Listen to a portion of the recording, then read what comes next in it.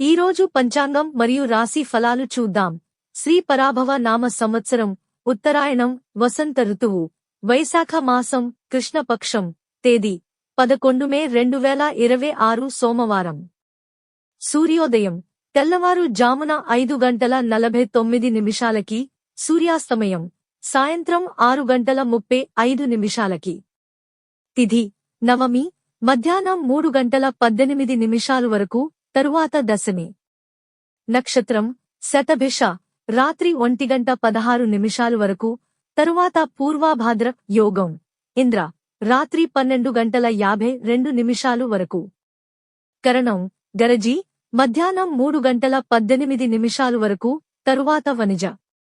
ఇలాంటి మరెన్నో వీడియోస్ కోసం మన ఛానల్ను సబ్స్క్రైబ్ చేసుకోండి. శుభ సమయాలు. బ్రహ్మ ముహూర్తం తెల్లవారు జామున 4:13 నుండి 5:01 వరకు. అమృత ఘడియలు సాయంత్రం 6:04 నుండి రాత్రి 7:42 వరకు.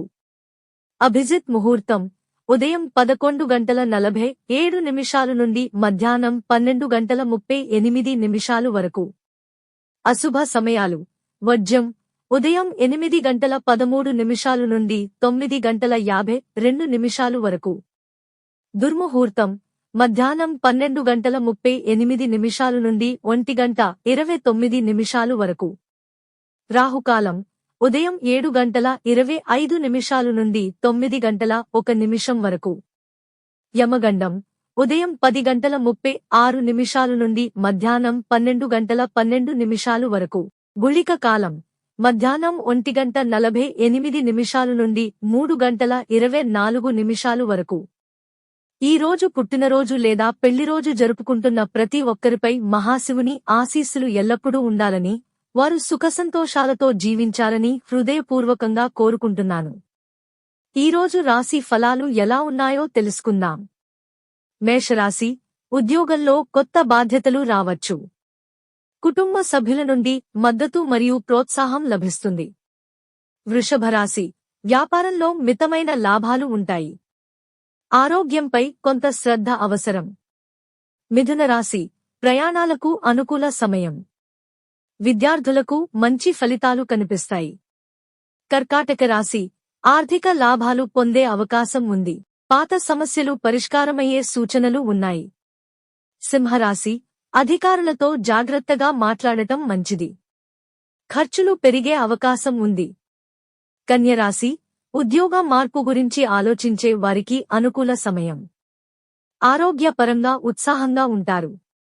తులారాశి సహచరులతో మంచి అనుబంధం ఏర్పడుతుంది. వ్యాపారంలో పురోగతి ఉంటుంది. వృశ్చిక రాశి పెట్టుబడుల విషయంలో జాగ్రత్త అవసరం.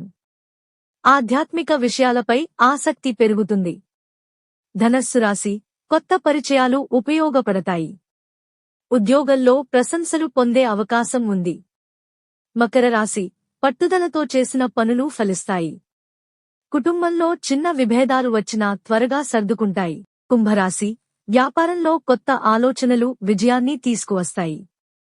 మీనరాశి మానసిక ప్రశాంతత లభిస్తుంది.